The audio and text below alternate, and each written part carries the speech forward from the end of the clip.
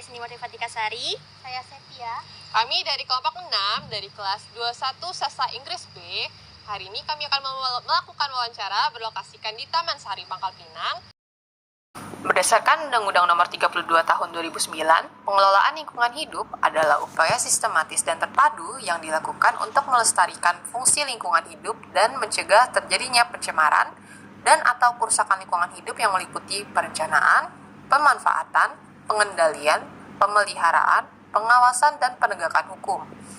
Jadi dalam pengelolaan lingkungan hidup sendiri terdapat banyak aspek-aspek yang mempengaruhi agar pengelolaan lingkungan hidup itu sendiri berjalan dengan lancar, seperti perencanaan pengelolaan hidup, pemanfaatan lingkungan, atau berbagai hal yang dapat menunjang suksesnya pengelolaan lingkungan hidup, pengendalian serta pemeliharaan yang menjadi salah satu aspek besar yang mendukung agar lingkungan hidup agar selalu terjaga, serta pengawasan dan penegakan hukum. Pengelolaan lingkungan harus memiliki tujuan yang tepat. Tujuan pengelolaan lingkungan dapat diuraikan berbagai macam pengertiannya. Yang pertama, tercapainya keselarasan dan keseimbangan antara manusia dan lingkungan. Yang kedua, memahami manusia Indonesia sebagai pencinta lingkungan dengan sikap dan tindakan menjaga dan merawat lingkungan hidup. Yang ketiga, untuk mengamankan kepentingan generasi sekarang dan mendatang. Keempat, untuk mencapai keberlangsungan fungsi lingkungan.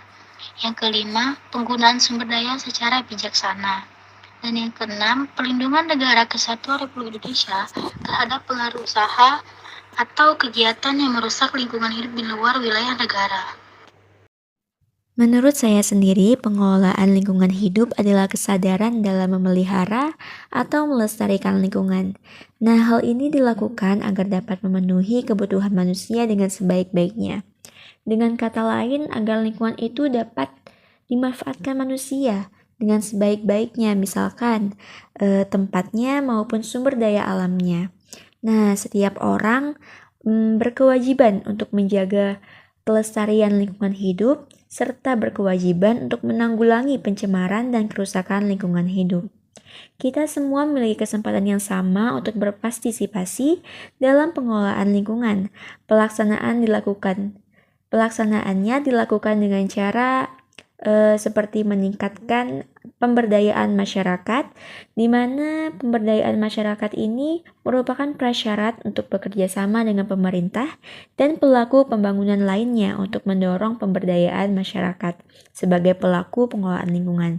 Nah, yang kedua itu dengan cara mengembangkan keterampilan dan inovasi masyarakat, di mana peningkatan keahlian masyarakat dan kepeloporan akan memperkuat peran masyarakat dalam pengelolaan lingkungan. Nah, yang ketiga itu dengan mempromosikan tanggung jawab masyarakat untuk melakukan kontrol sosial, di mana peningkatan akuntabilitas masyarakat semakin mengurangi potensi dampak negatif. Jadi, kesadaran masyarakat itu perlu dibangkitkan ya. Nah, yang keempat itu memberikan saran dan pendapat. Yang kelima, pemberian informasi atau pemberian laporan, di mana respon cepat mempercepat penyampaian informasi tentang suatu isu lingkungan sehingga dapat segera ditindaklanjuti.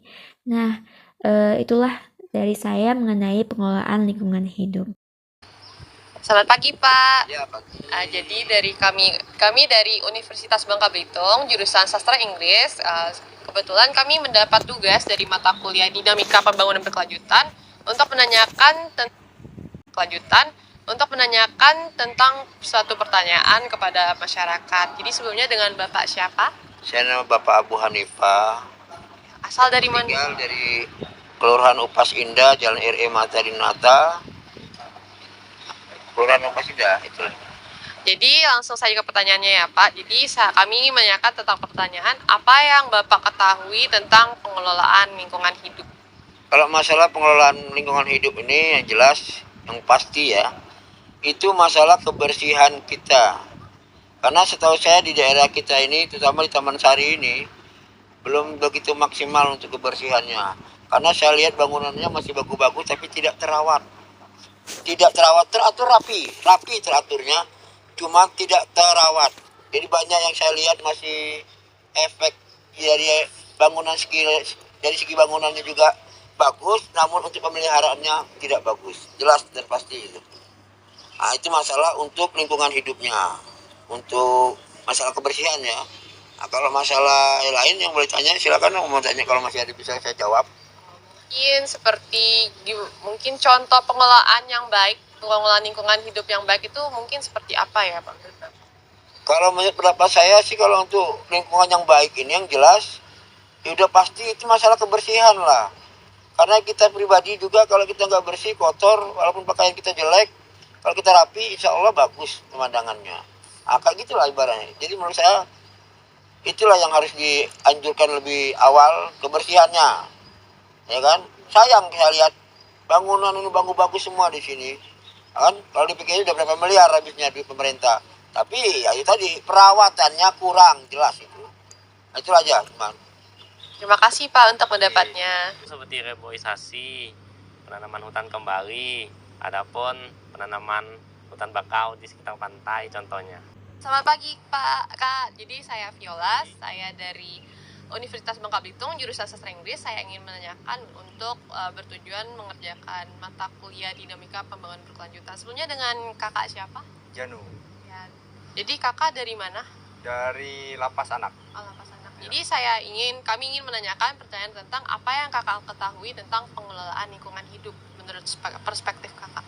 Pengelolaan lingkungan hidup mencakup tentang ya limbah, kebersihan untuk kehidupan makhluk hidup yang lebih berkelanjutan.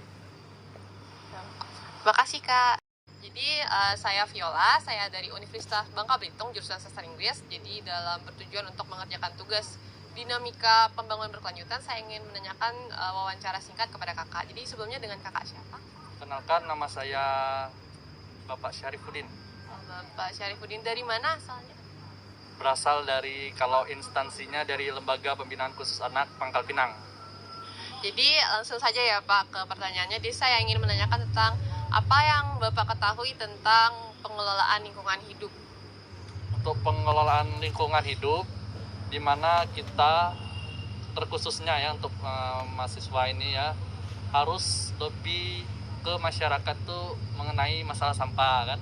Sampah harus dibuang pada tempatnya, harus dibagi mana sampah organik, mana yang non organik, agar sirkulasi barannya dari sampah itu untuk udaranya agar lebih bersih kan, dengan dibuangnya sampah kepada tempatnya, gitu aja. Terima kasih Kak.